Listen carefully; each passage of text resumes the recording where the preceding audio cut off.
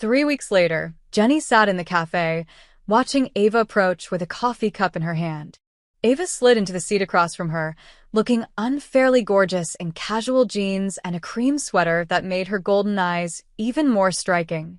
They'd seen each other 6 times since that first night. Coffee dates, walks through the park, one dinner at a small Italian restaurant. Each meeting, Jenny told herself she was gathering intelligence, building trust. Each meeting, the lie became harder to maintain. "You seem distracted today," Ava observed, those perceptive eyes missing nothing. "Just thinking about work," Jenny said, which wasn't entirely untrue. Her work was destroying the woman sitting across from her. "What do you do, exactly?" "You've been vague about that." Jenny had prepared for this. "Freelance security consulting. I analyze systems, find weaknesses." "Fascinating." Ava leaned back, studying her. "And what weaknesses have you found in me?" The question caught Jenny off guard. "What?" Come on. "You're clearly intelligent, observant. You've been analyzing me since we met. So, what have you concluded?" Jenny's heart raced. This felt like a test. "You're careful, controlled. You have walls up, so high most people probably never see the real you. But you do." "I see glimpses." Jenny met her gaze steadily. "I see that you're lonely, that you carry weight that would crush most people, that you're tired of always being strong." Something shifted in Ava's expression. Vulnerability, quickly masked but unmistakable. "You see a lot," she said quietly. "So do you." "You knew I was watching that first night." "I did." Ava's lips curved. "Want to know what I saw?" "Tell me." "Someone running from something. Someone who's forgotten what it's like to be herself instead of what others need her to be." Jenny felt like she'd been struck. How did Ava see so clearly? How did she cut through every defense with just a few words? "Maybe we're both running," Jenny said softly. Ava reached across the table, her hand covering Jenny's. The touch was warm, solid, real. This was the moment. Jenny could pull away, maintain distance, keep this professional. Instead, she turned her hand over, lacing their fingers together. "I want to show you something," Ava said. "If you're ready." "What is it?" "My real life. Not the version I show the world. The part that matters." Jenny knew she should refuse. Getting deeper into Ava's personal life meant more complications, more risk. "Okay," she heard herself say. The drive took them to a different part of the city, still wealthy, but more residential. Ava's home was a beautiful brownstone, elegant but not ostentatious. "Fair warning," Ava said as they approached the door. "It's going to be chaos in about 3 seconds." She'd barely gotten the door open when 2 small bodies came flying down the hallway. "Mommy." Jenny's breath caught as she saw them. Identical twin boys with dark curly hair and golden eyes just like Ava's. They were beautiful, and their faces lit up with pure joy at seeing their mother. "Leo, Luca, inside voices please," Ava laughed, catching them both. Then she looked up at Jenny, something vulnerable in her expression. "Boys, I want you to meet someone special. This is my friend Jenny." 2 pairs of golden eyes turned to study her with a serious intensity only children could manage. "Hi," Jenny managed, suddenly feeling like this was the most important introduction of her life. "Are you Mommy's girlfriend?" Leo asked with the blunt honesty of 6-year-olds. Leo. Ava's cheeks actually flushed. "We talked about personal questions." "But you said she was special," Luca pointed out reasonably. "You never say people are special." Jenny found herself smiling despite everything. "It's okay. And, to answer your question, I'm hoping to be, if your mom will have me." She looked at Ava as she said it, and saw something bloom in those golden eyes. Hope, mixed with fear. "Can she stay for dinner?" Leo asked eagerly. "Can she meet Mr. Whiskers?" Luca added. "Who's Mr. Whiskers?" "Our cat. He's the best cat ever." "The only cat," Leo corrected. "That makes him the best by default." "That's not how it works." "Boys," Ava interrupted gently. "How about you go show Jenny your room while I start dinner?" They grabbed Jenny's hands without hesitation, pulling her toward the stairs. Jenny glanced back at Ava, who mouthed sorry with a helpless smile. The next 2 hours were some of the strangest of Jenny's life. She sat on the floor of the twins' room, being shown their elaborate block castle and introduced to Mr. Whiskers, who was indeed a very good cat. They asked her questions rapid fire. What was her favorite color? Had she ever seen a real dinosaur? Could she do a cartwheel? It was normal. Achingly, beautifully normal.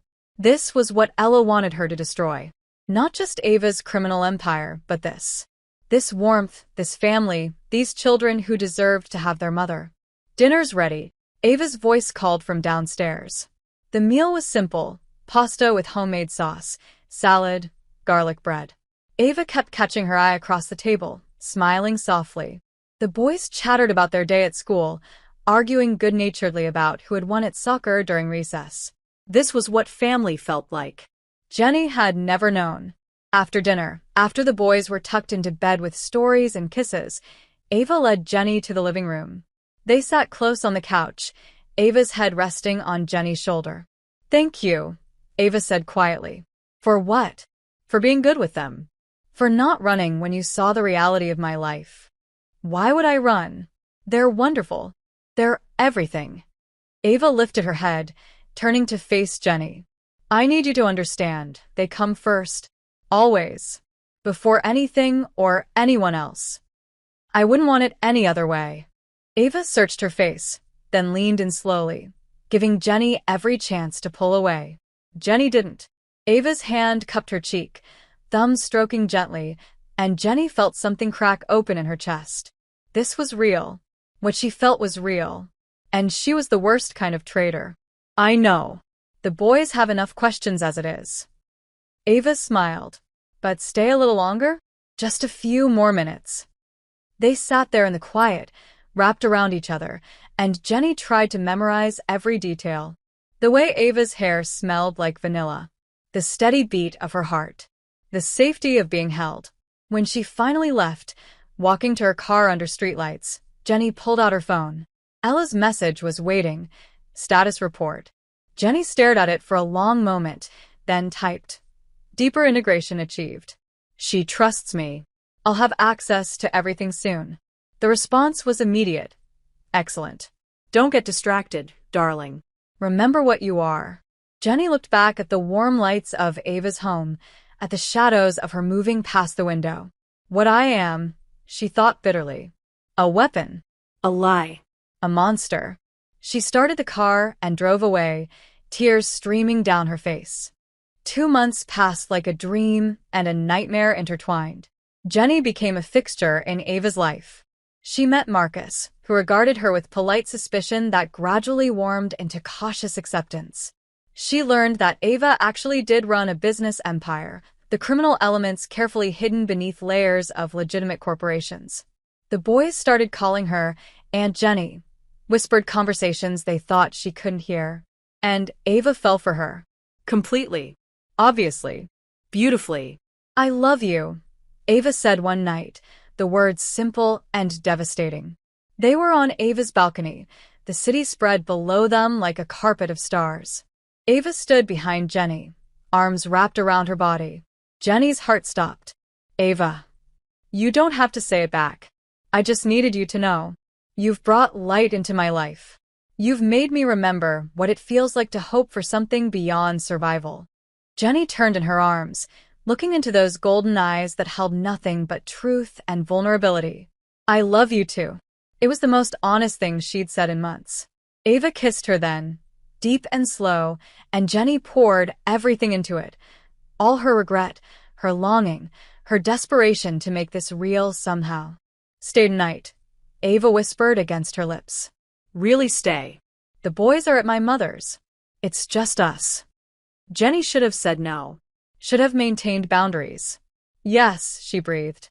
Ava led her inside, to a bedroom that was surprisingly simple, soft colors, comfortable furniture, nothing ostentatious.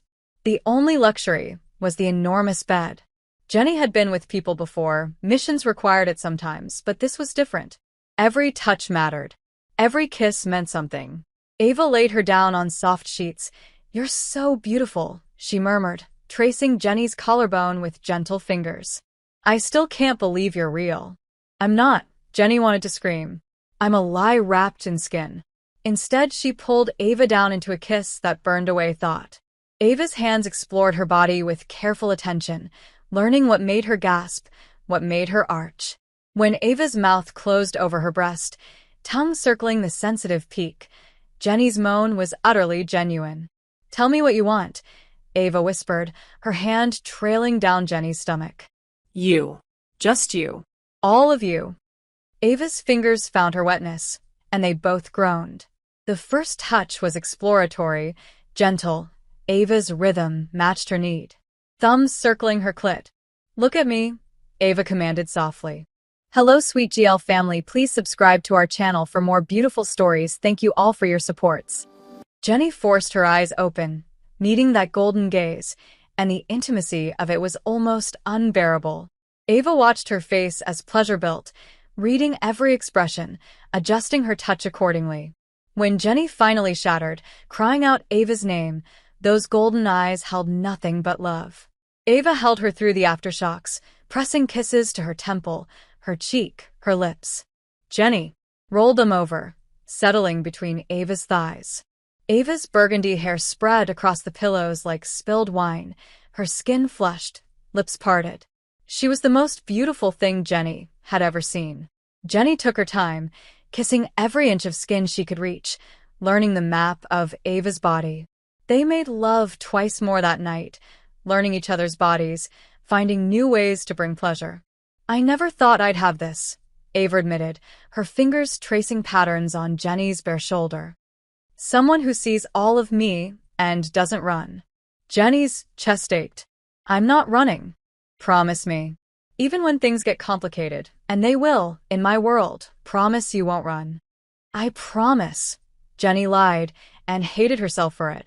As Ava drifted to sleep, curled trustingly against Jenny's side, Jenny stared at the ceiling and tried to figure out how to save the woman she loved from herself. Jenny's phone buzzed at 3 a.m. She carefully extracted herself from Ava's embrace, heading to the bathroom. The message was from Ella, and it was terse. Meeting. Tomorrow. 2 p.m. The usual place. Don't be late. Jenny's blood ran cold. Ella never called meetings unless something was wrong. She looked back at the bedroom, where Ava slept peacefully, burgundy hair spilled across white pillows. In sleep, her face lost that careful control, becoming younger, softer, vulnerable. Jenny had to protect her. Somehow.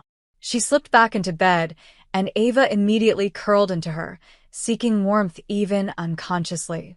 Jenny held her tighter, trying to memorize the feeling.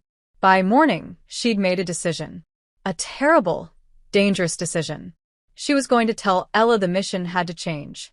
The warehouse was abandoned, which made it perfect for Ella's purposes. Jenny arrived exactly on time, her heart hammering but her face carefully neutral. Ella was already there, her dim light, ice blue eyes assessing Jenny with an expression that revealed nothing. You look well, Ella observed. Almost glowing. How domestic.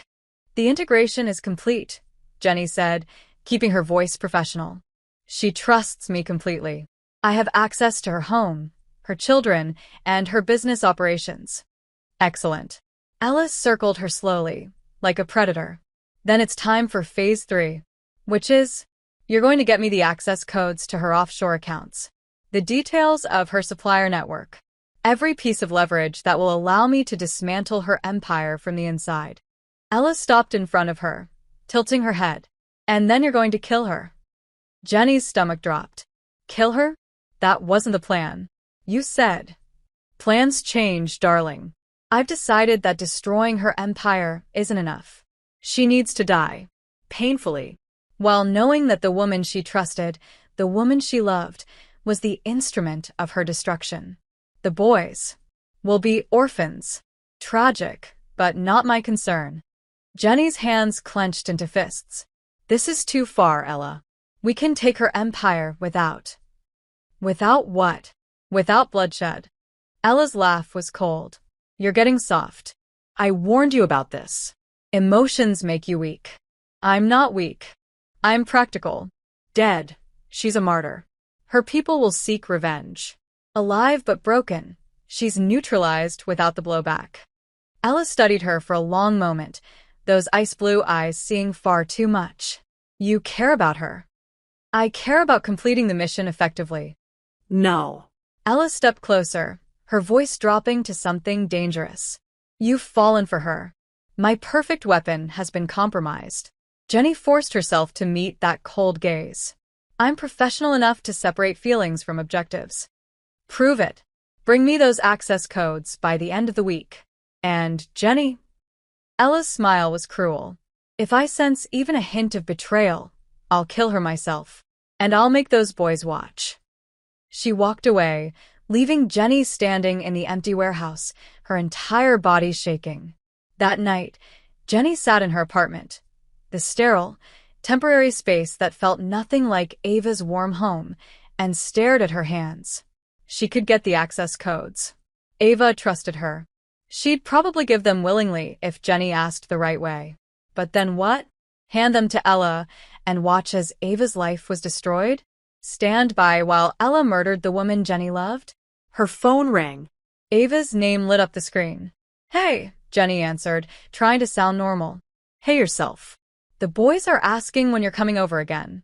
Apparently you promised to help build a blanket fort. Jenny closed her eyes against the wave of emotion. I did promise that, didn't I? You don't have to if you're busy. I want to. Tomorrow? Perfect. Ava's voice softened. I miss you. Is that pathetic? You just left this morning, and I already miss you. Not pathetic. I miss you too. They talked for another hour about nothing important. What the boys did at school. I love you so dearly. I love you too, Jenny said quietly. They hung up. Jenny spent those 48 hours in agony. She went through the motions, showed up at Ava's house, helped build that blanket fort with Leo and Luca, sat through family dinners. Every smile felt like a knife. Every laugh was torture. Ava noticed, of course. You've been distant, she said one evening after the boys were in bed. They were in the kitchen, Ava washing dishes while Jenny dried. Domestic. Perfect. A lie. I'm sorry. Work stuff. Want to talk about it? Yes. No. I don't know how to start. It's complicated. Ava turned off the water, drying her hands before turning to face Jenny. Her golden eyes were concerned, not suspicious. She trusted so completely. Jenny, whatever it is, we can figure out together. That's what people who love each other do. What if I've done something terrible? Then we deal with it. Together. Ava stepped closer, cupping Jenny's face in her hands. You're not alone anymore. You understand that, right? Whatever you're carrying, I'll help you carry it. Jenny's eyes burned. You might not feel that way when you know the truth. Try me. This was the moment. Jenny could tell her everything right now. But the boys were upstairs, sleeping peacefully, and she couldn't risk them overhearing. Couldn't risk the violence that might follow. Give me until tomorrow, Jenny said. Come to my place. Just you. I'll tell you everything. Ava searched her face, then nodded slowly. Okay. Tomorrow. But Jenny? I meant what I said. Nothing you tell me will make me stop loving you. Jenny kissed her then, desperately, trying to memorize the taste of her, the feel of her, before everything shattered.